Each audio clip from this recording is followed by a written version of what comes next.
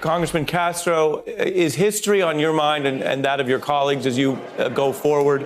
And what do you say to people who argue, critics who argue, this is less historic because this has been an endless effort to, quote, get Donald Trump one way or another?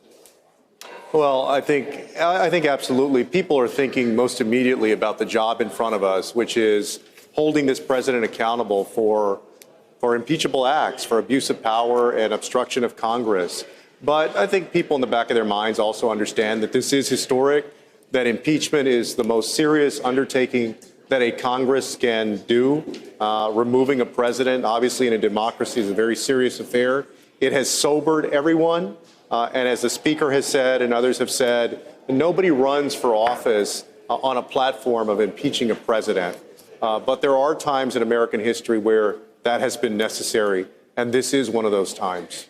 And Congressman, for Americans who are now starting to tune in a little more, and we've got various measures of that, from the original hearings you were a part of in intelligence, to the way this is turning into, as Senator McConnell said today, the first order of business in the new year. So it's going to go right into Christmas holidays. People are going to come back. This is front and center. What is the reason that the Congress has come down on the side of the fact that Donald Trump, to read from the articles, must be tried, convicted, removed, and disqualified from ever holding office again? Why do you take that position? Because he abused his power. He also got a network of people in government, assailants, to help him trade U.S. government resources for a political favor, trying to knock out the person that he believes will be his rival in the 2020 election. And this is also part of a larger pattern with Donald Trump.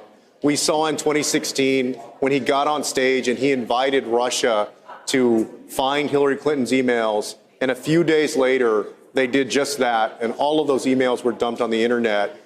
Right after the Mueller hearing, the next morning he picks up the phone, talks to another foreign leader, and is trying to get that foreign leader in Ukraine to interfere in the 2020 elections. So he's abused his office, he's abused his power, and he should be impeached. On that point, Congressman Curbelo, your fellow Republican Party members have largely avoided defending most of that.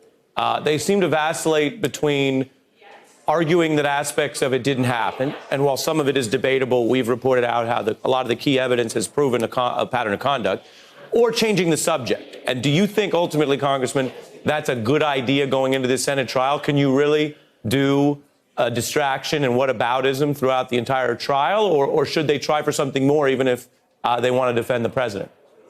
Well, Ari, that's really the sad part about this whole process. It is extremely grave. It is historic for sure. There's no escaping that. But the country is also divided in a historic way. About 45% of Americans want the president impeached and removed, and another 45% think that this process is horrible and would like to see him remain in office. So a lot of Republicans are simply following their voters, and there's no question that the Republican base solidly supports this president.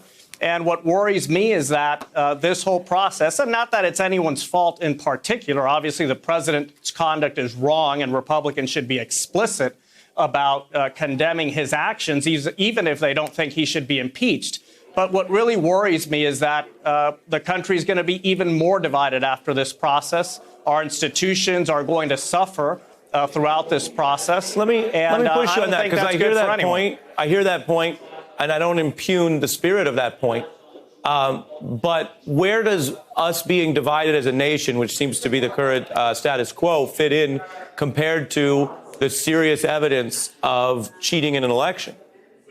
That's right. And everything has to be put on a balance. And certainly members of the House Judiciary Committee will be making their decision soon, and perhaps members of the House soon thereafter. But the bottom line, Ari, whatever anyone thinks the right decision is, I wonder what is the best decision for our country at this juncture. We do know that about 70% of Americans do believe that the president did something wrong. Does Congress have any instruments that could perhaps unite 70% of the Congress in agreeing that the president did something wrong and show a majority of the American people that our institutions of government can be responsive to them, not just the bases of each party? Hey, I'm Ari Melber from MSNBC. You can see more of our videos right here, or better yet, subscribe to our YouTube channel below. You could have been anywhere in the world, but you're here with us, and we appreciate that.